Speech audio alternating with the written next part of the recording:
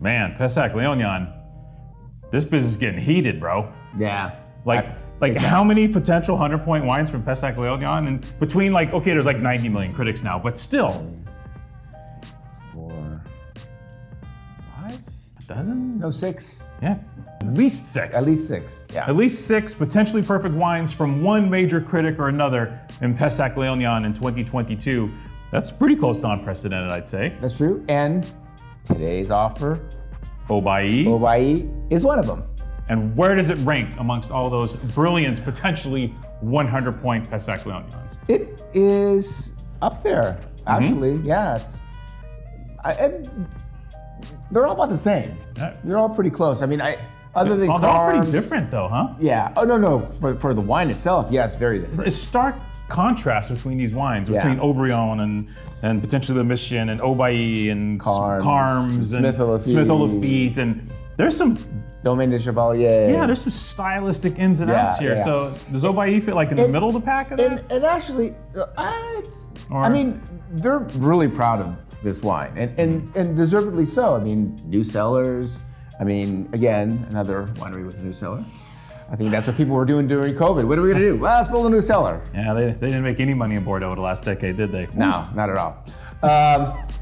But they didn't travel. Well, technically they didn't make any money because they spent it. Yeah.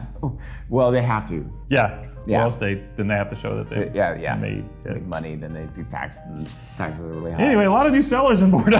Yeah.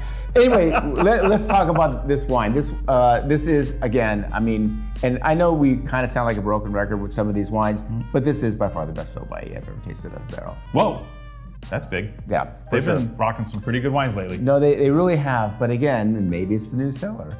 Maybe it's the blend. Actually, this blend was interesting because Haut Bailly has a lot of Cabernet. Does it usually have more Cabernet? Yeah, it does. Yeah, okay. It does. I thought so too. I mean, Veronique, I could be wrong, but 56% Cabernet. I thought you usually have a little higher bit of Cabernet, Yeah, but couldn't, I don't know. I could be wrong. That being said, it is a fantastic wine, and congratulations to the team there because they knocked it out of the park in this vintage. And again, I thought the wine was complex. There's so much going on, and you're right. It's so funny because Pessac has such different styles amongst the region. You know what? When you taste the wines, especially like when we do like the UGC tastings, and you go through because you have Latour Martillac, and you got Aubergé, and then you have Malartic